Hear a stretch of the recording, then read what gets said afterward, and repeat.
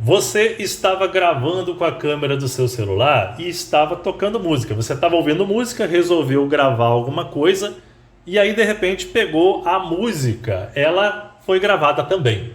Então veja só. Ou se você quiser gravar com música de fundo também, você filmar algo com música de fundo que tem aí no seu celular. Veja essa gravação, olha só.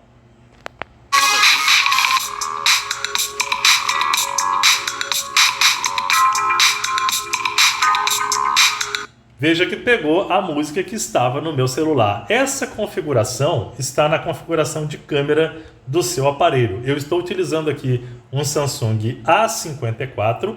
Eu vou pegar aqui e vou clicar no ícone de câmera. E aqui a gente vai clicar nessa opçãozinha aqui, ó, que é configurações. Procure onde está as configurações. Onde estão as configurações.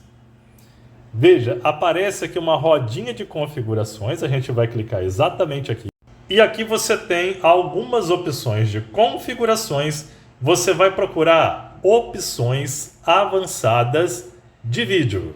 E veja que o meu está ativado, reprodução de áudio. Olha aqui, ó.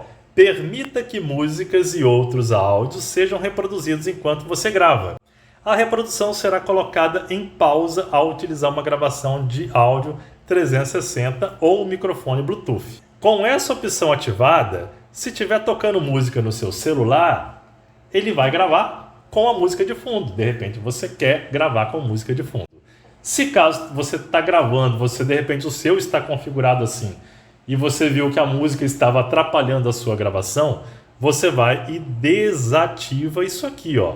Desativa. O que acontece agora? Essa é a diferença, ó.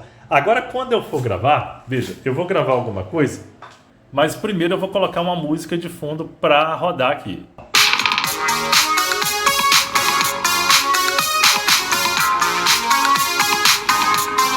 Quando eu clicar para gravar com a câmera, ó, a música vai parar. Tá vendo? A música para. Do contrário, com aquela opção ativada, a música ela não para de tocar. Ela vai continuar tocando e ela vai aparecer na gravação aí do vídeo que você fizer. Na descrição, a playlist com mais vídeos de Android e de A54 para você.